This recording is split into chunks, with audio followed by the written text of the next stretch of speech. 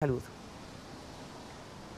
Ana Milena, buenas tardes. No solo nos referimos a los medicamentos que no están llegando a las manos de los pacientes, sino también de esos insumos médicos. Y cuando hablamos de estos elementos, nos referimos prácticamente a la materia prima con la que pueden realizar la labor todos los médicos al interior de hospitales y de clínicas, y que en este momento registran escasez o simplemente no están llegando a estas IPS. Por ejemplo, las agujas, los catéteres, las cánulas, las sondas, los dispositivos para hacer la diálisis y algún tipo también de anestesia e incluso de anticoagulantes. Y por el otro lado, los dispositivos médicos que no están llegando a los pacientes, especialmente con enfermedades crónicas, como por ejemplo los pañales, para poder sobrellevar bajo un bienestar óptimo este tipo de enfermedades tan complicadas. El personal de la salud está alertando por la falta de estos insumos dentro y fuera de los centros médicos y dicen estar frustrados porque no tienen las herramientas para poder atender a los pacientes.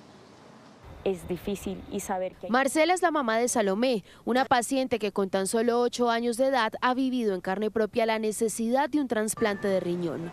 Hace algunas semanas registrábamos su historia. Salomé hablaba de la ilusión que tenía por recibir el trasplante.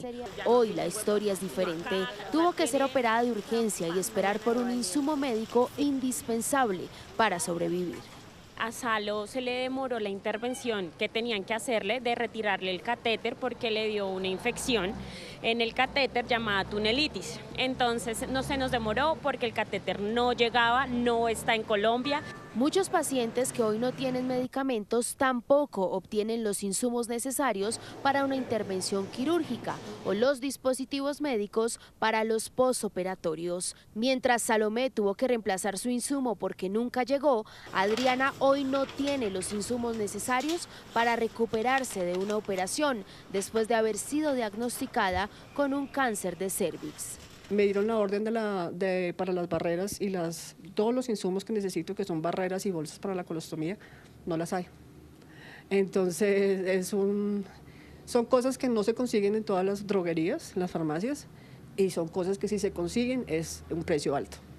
Entonces, obvio que me ha afectado porque yo no estoy trabajando. En medio de las responsabilidades de las EPS y los centros médicos no solo están los pacientes, sino también el personal de la salud, que trabajando con las uñas intenta darle manejo a la situación sin medicamentos y muchas veces sin insumos para ejercer su labor.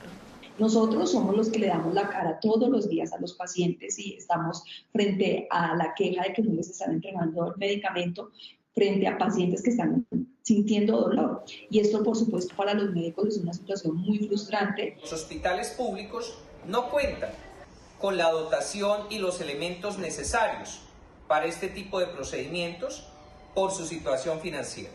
Frente al tema de las medicinas, el INVIMA reporta un desabastecimiento de 6 tipos de medicamentos para tratar enfermedades como el cáncer, la diabetes y la epilepsia. Y frente a los dispositivos e insumos médicos, hay escasez de catéteres, sondas, cánulas, equipos para diálisis, agujas, anestesias y anticoagulantes.